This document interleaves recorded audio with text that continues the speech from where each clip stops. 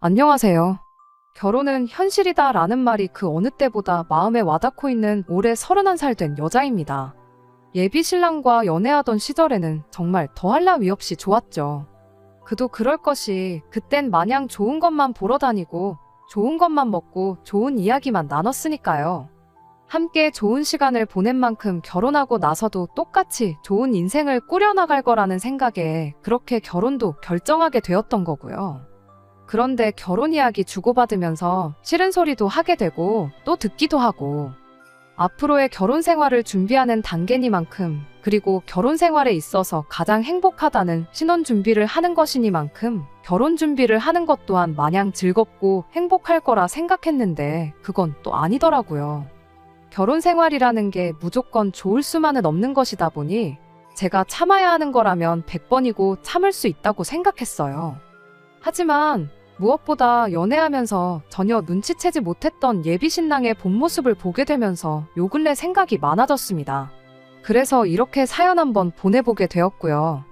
예비 신랑은 이름만 들어도 다 아는 좋은 대학 나왔고 회사도 규모 있는 회사 다니고 있습니다. 가끔 데이트하다가도 회사에서 일 때문에 연락이 오면 일과 관련된 이야기를 하는데 어려운 주제에 대해서도 거침없이 해결책을 제시하는 모습을 보면 대단하구나 싶기도 했어요. 그런 모습을 자주 봤다 보니 다른 건 몰라도 머리 하나만큼은 좋은 줄 알았는데 공부머리랑 일머리 그리고 삶의 지혜는 또 다른 이야기구나 싶습니다. 저 또한 직장 다니는 회사원입니다. 조건만 두고 본다면 예비 신랑에 비해서 조금 모자라긴 해요. 졸업한 학교 이름값도 그렇고 몸담고 있는 회사 명성도 그렇고 당연하겠지만 월급 또한 제가 조금 덜 벌고 있는 상황입니다. 결혼을 앞두고 모아놓은 돈은 조금이나마 제가 더 많았습니다. 하지만 그래봐야 1,000만 원 남짓한 근소한 차이였어요. 2년 연애하는 동안 예비 신랑이 데이트 비용으로 1,000만 원을 썼냐고 물으면 절대 그런 건 아니라고 대답하겠지만 그래도 예비 신랑이 남자라고 저보다 돈을 더 낸 게 있었으니 그 정도 차이를 가지고 결혼을 한 해 만에 고민할 건 아니라고 생각했습니다. 둘이서 모아놓은 돈이 그래도 합치면 1억 7천 정도 되기도 했고요. 어디 가서 돈 못 모았다고 할 만큼은 아니잖아요. 하지만 또 한편으로는 많은 돈이긴 하지만 결혼식 비용 5천 정도 잡고 이래저래 계산해보면 서울의 빌라 전세도 못 구할 만큼 보잘것없는 돈이기도 하지요. 사실 결혼 자체를 조금 서둘러서 정한 것도 없지 않아 있어요. 두 사람 다 나이가 있다 보니 결혼 이야기는 진작에 오가긴 했는데 모아놓은 돈도 부족한 느낌이라 날짜는 내년 말이나 내후년 초쯤으로 생각하고 그동안 돈이나 더 열심히 모아보려고 했었거든요. 그런데 저희가 결혼 이야기 주고받기 시작하자마자 예비시댁에서 하루라도 빨리 결혼을 하면 좋겠다는 이야기를 전해왔어요. 예비 시아버지께서 내년 봄쯤 해서 퇴직을 하게 될 예정이라 퇴직하기 전에 식을 올렸으면 한다고요. 이유인즉슨 아버님이 아직 회사에 몸담고 있을 때 아직 끝발이나마 조금 남아있을 때 결혼을 해야 하객도 더 많을 테고 그래야 축의금도 한 푼이나마 더 받을 수 있다는 이유였습니다. 축의금 들어오는 게 얼마나 차이가 있는지도 모르겠고 그리고 또 아버님이 회사에 몸담고 있을 때는 찾아오고 아닐 때는 안 와도 된다고 생각하는 사람들이라는 건 그 사람들이 저희 결혼식을 축하해주러 온다기보다는 그냥 사회생활의 일환으로 얼굴 도장 찍으러 오는 사람들이라는 소리잖아요. 굳이 그런 사람들 때문에 저희 결혼식 날짜를 예정보다 1년이나 앞당길 필요나 있나 싶었어요.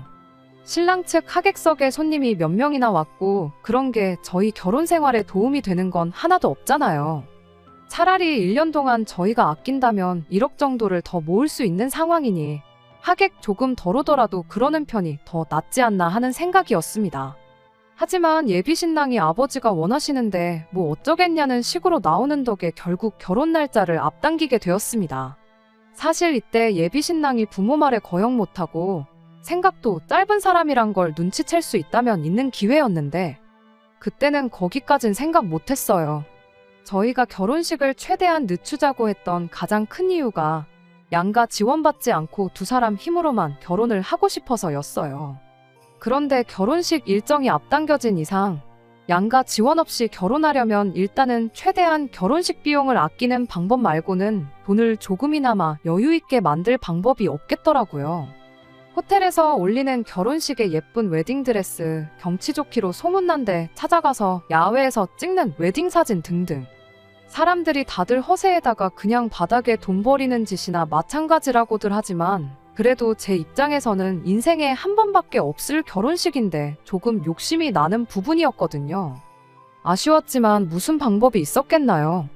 최대한 아낄 수 있는 부분에서 아끼기 시작했습니다. 웨딩 사진도 스튜디오에서 찍는 걸로 하고 드레스도 발품 팔아서 그나마 저렴하고 예쁜 드레스로 찾고요. 호텔 결혼식도 이 상황에는 필요 없는 사치나 마찬가지였으니 그냥 적당히 음식 잘 나오는 웨딩홀에서 결혼식을 올리기로 결정했어요. 아쉽기는 했지만 그렇게 한 덕분에 당초 예상했던 것보다 한 1,500 정도 절감을 할 수 있었는데 1,500 아꼈다고 해도 대출 없이 서울에 신혼집을 마련할 방법은 보이지 않았어요. 신혼집 말고는 거의 모든 준비가 끝난 상황이었고 없는 돈에나마나 그래도 어떻게든 좋은 집 한번 찾아보겠다고 틈만 나면 이 지역 저 지역 발품도 팔고 인터넷도 뒤져가면서 신혼집을 물색하기 시작했습니다. 그러다 알게 된 게 꼬마 아파트였어요.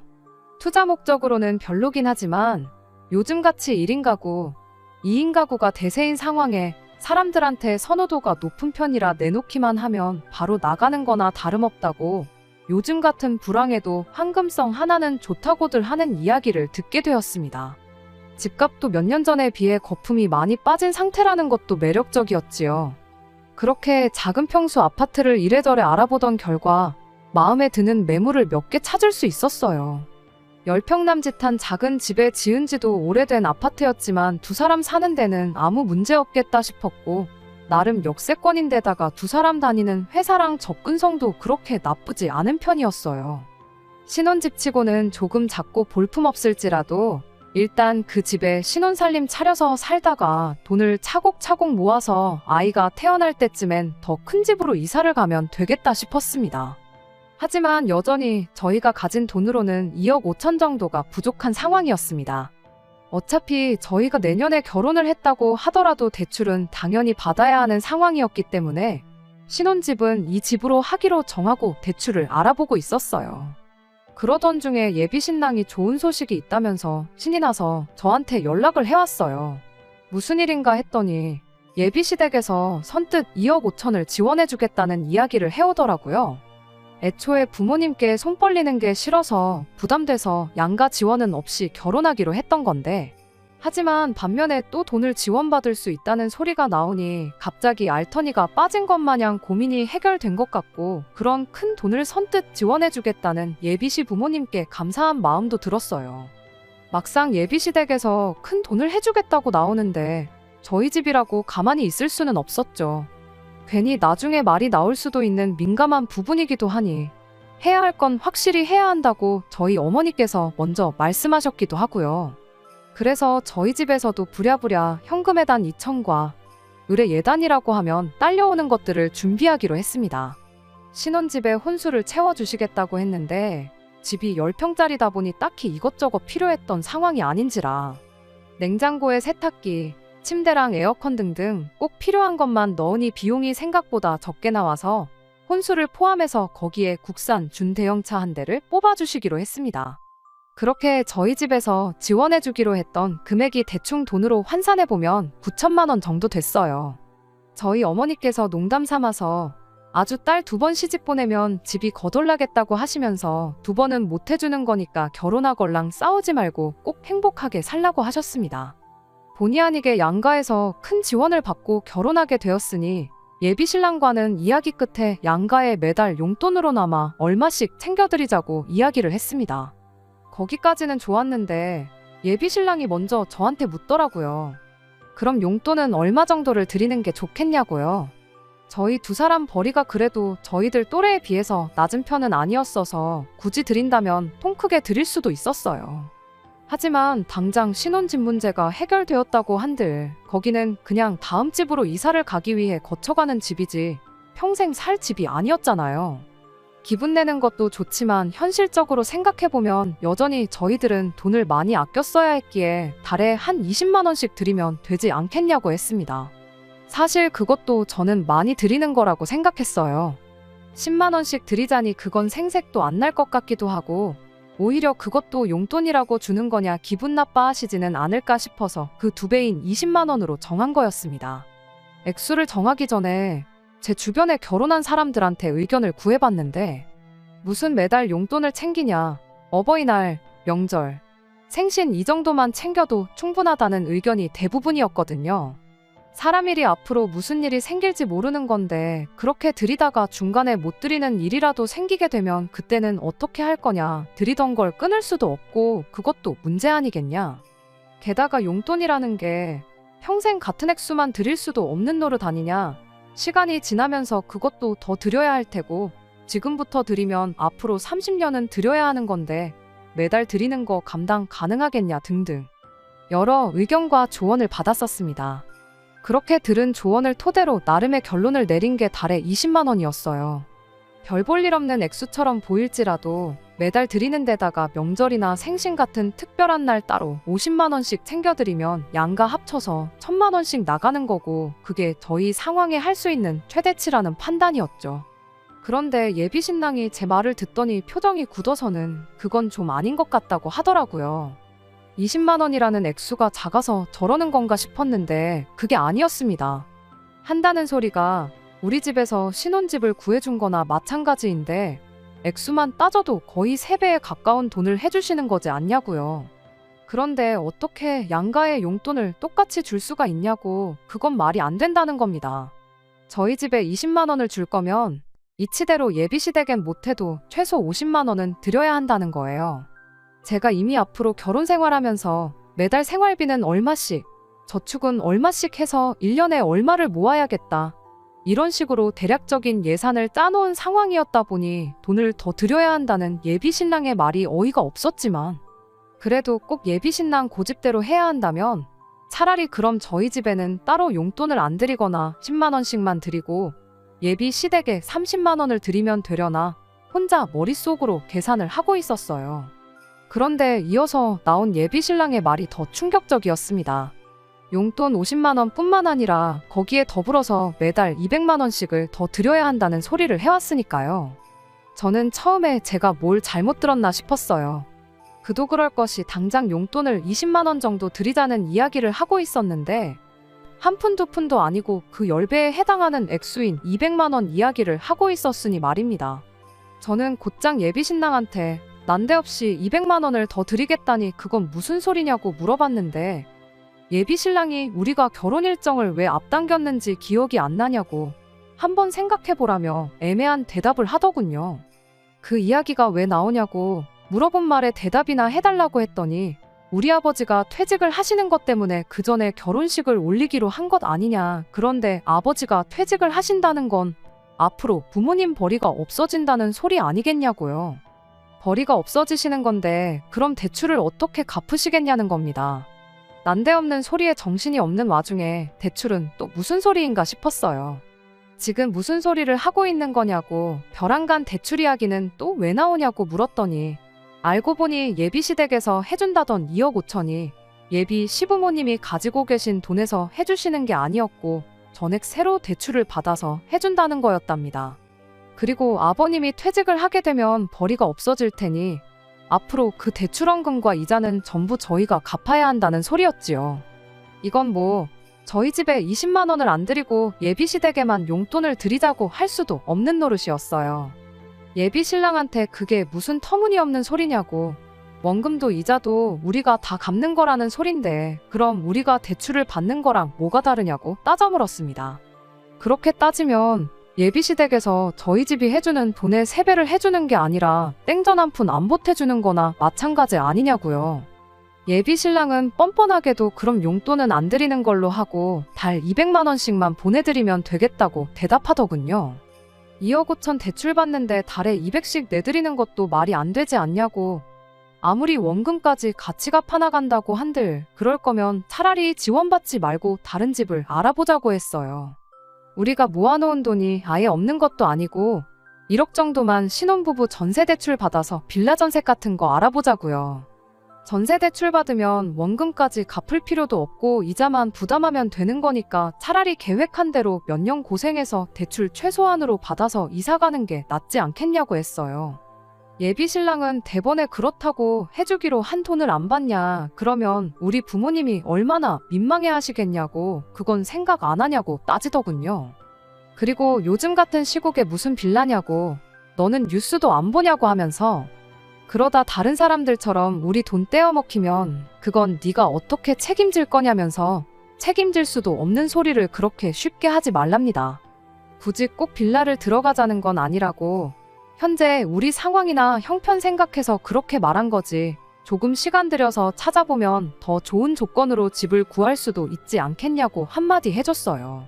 그리고 대출받는 부분에 대해서도 몇 년에 상환하시려는 계획인지는 모르겠지만 2억 5천 빌려서 매달 200씩 내는 게 정상적인 것 같지는 않아 보인다고도 했죠. 안 그래도 내가 알아보니 당장 우리 회사에서 1억까지는 이자 부담 거의 없이 대출해주는 제도가 있더라고. 굳이 더 비싼 이자로 돈을 빌려가며 신혼집을 구할 이유가 있냐? 모르긴 몰라도 당신 회사도 비슷한 제도가 있을 수도 있지 않겠냐고. 한번 그런 것도 생각해보고 회사에 물어보던가 알아보던가 해달라고 했어요. 당장 부모님 체면보다 우리 돈 얼마 아끼는 게 더 중요한 상황인 거 알고 있지 않느냐고. 신혼집 문제에 대해선 나도 다른 매물을 알아볼 테니 지금 결정하지 말더라도 다시 생각해보는 게 좋겠다고 강하게 저의 의견을 전했습니다. 예비 신랑도 제 말이 틀린 소리가 아니란 걸 알고는 있는 건지, 아니면 무슨 수를 써도 논리로 저를 이길 수가 없다는 걸 깨달은 건지, 한참 묵묵부답으로 일관하고 있다가 이미 양가 부모님이 개입한 상황에 그건 우리가 지금 정할 문제가 아니고 조금 시간을 두고 상의해볼 문제이니 며칠만 시간을 달라고 하더라고요. 그렇게 며칠째 예비 신랑 대답을 기다리고 있는 중에 오만 가지 생각이 오가기도 하고 거기서 오는 스트레스도 만만찮아서 다른 사람 이야기나마 한번 들어보고자 이렇게 사연을 적어보게 되었습니다. 애초에 돈을 지원해준다고 나왔을 때부터 그 방식이 문제였는데 거기서 한치의 의구심도 품지도 않고 부모님이 하라는 대로 하는 사람과 어떤 미래를 그릴 수 있을지 참 고민이 되네요. 그 와중에 예비시댁과 저희 집을 두고 돈 얼마 칼같이 계산해서 차별을 하겠다는 마음가짐도 솔직히 너무하다 싶기도 하고요. 부모님 용돈 문제로 조언을 구했던 지인들한테는 쪽팔려서 물어볼 수도 없는 노릇이에요. 내 남편 될 사람 세상 천하에 둘도 없는 바보멍청이다 광고하는 거나 마찬가지인 것 같아서요. 오늘처럼 결혼은 현실이라고 하는 말이 와닿는 날이 없었던 것 같아요.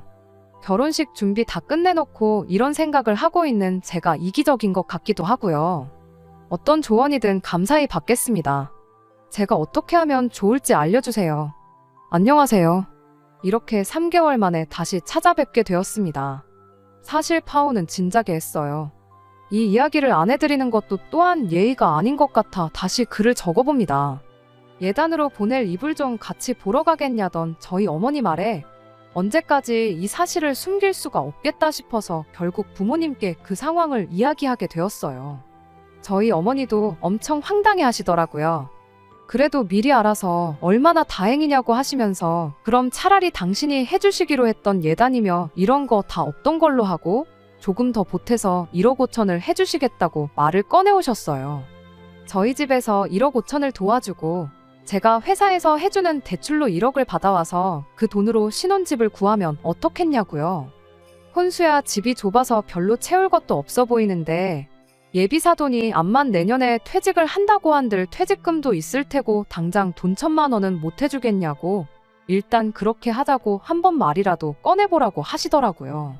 그리고 용돈 같은 거 필요 없다고 그런 거 저도 모아놓았다가 고스란히 돌려줄 거니까 그냥 처음부터 주지 말라고 하셨습니다. 사실 저희 어머니가 그렇게 나왔을 때 어떻게든 이 결혼을 하겠다는 게 아니라 진작에 파혼을 했어야 하는 거였는데 무슨 좋은 꼴을 보겠다고 예비 신랑을 만나 좋은 소식이랍시고 이 이야기를 전해줬는지 모르겠네요. 상식적으로 생각해보면 누가 들어도 훨씬 더 좋은 조건이 되었는데 예비 신랑은 그 제안을 썩 내켜하지 않는 분위기였어요. 이유는 말을 안 해줬지만 대충 봐도 저희 집에서 돈을 더 해주는 만큼 결혼 생활에 있어서 주도권을 빼앗기지는 않을까 그런 생각을 갖고 있는 것처럼 보이더라고요. 그리고 그 생각은 예비 신랑뿐만 아니라 예비 시어머니도 똑같은 생각이었습니다. 그날 이후 며칠 지나서 예비 시어머니도 함께해서 이 상황에 대해서 한번 허심탄회하게 이야기해보고자 셋이서 만나는 자리를 만들었거든요.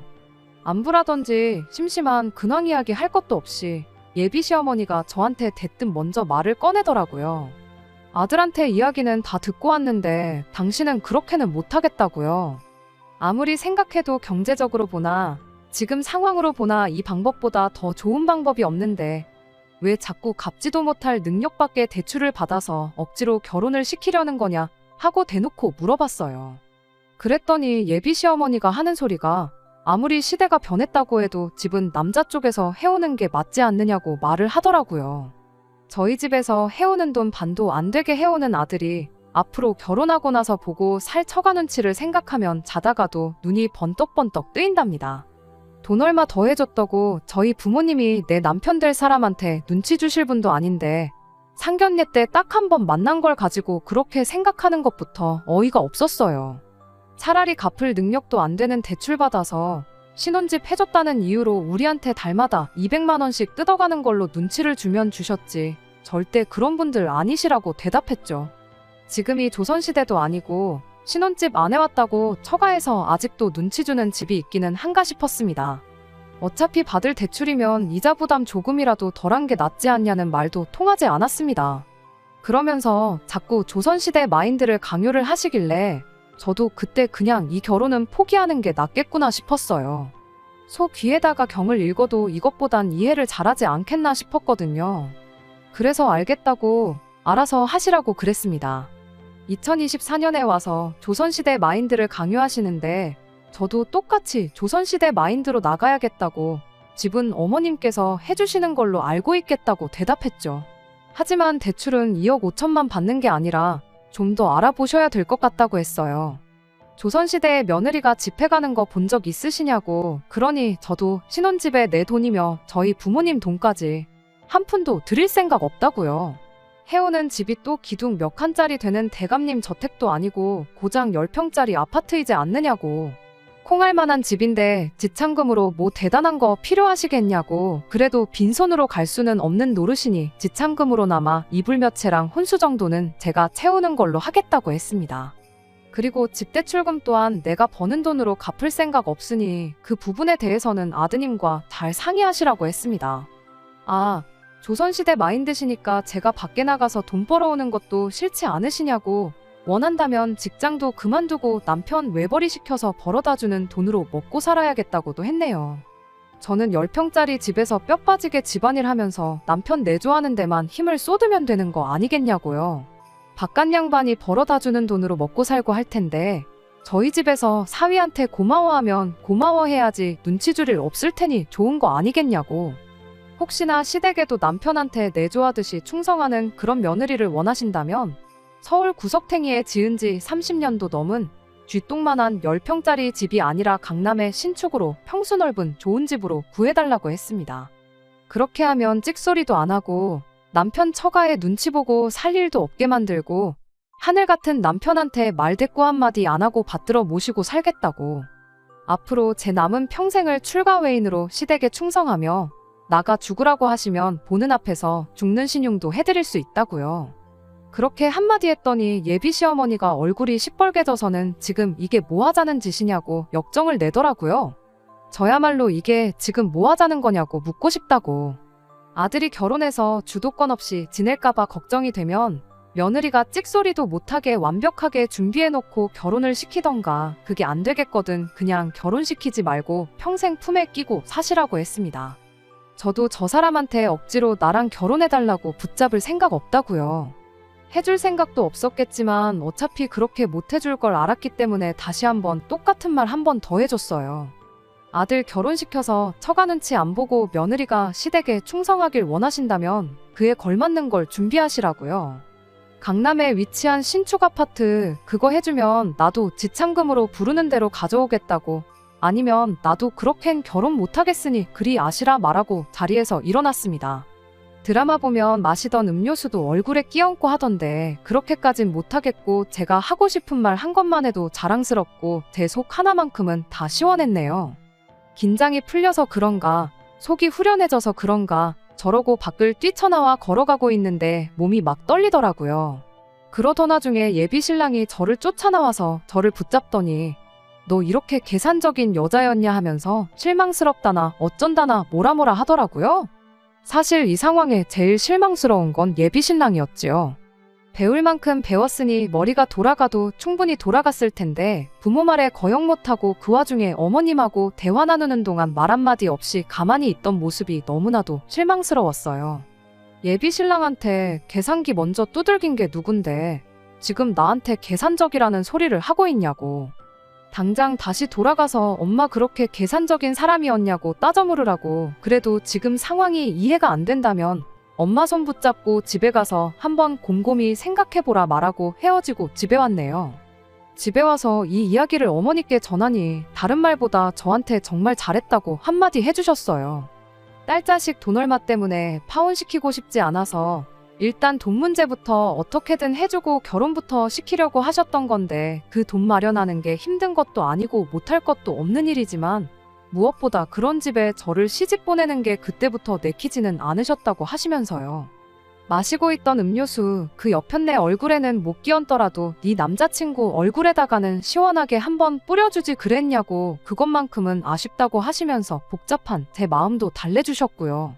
그렇게 결혼은 없었던 일이 되고 결국 파혼하게 되었습니다. 그나마 예비 신랑이 어떻게든 저랑 잘해보겠다고 찾아와 용서를 빌고 애시당초 계획했던 대로 두 사람 힘으로만 헤쳐나가보자고 한마디 해줬다면 지난 일은 모두 잊고 다시 생각해볼 용의도 눈꼽만치 남아 있었어요. 그런데 뭐 예비 신랑의 인생에 있어서 법이나 마찬가지인 부모님 눈밖에 났는데 부모님 무서워서 제 앞에 다시 찾아올 용기도 없었는지 코빼기를 비추기는커녕 연락도 한 통 없더라고요. 처음엔 안타까운 기분도 있었는데 며칠 지나니까 이렇게 깔끔하게 헤어진 게 어디인가 싶고 다행이구나 싶었습니다. 사람이 공부 잘해서 좋은 대학 나오고 좋은 회사 다닌다고 무조건 그 사람이 다 똑똑한 것만은 아닌 것 같아요.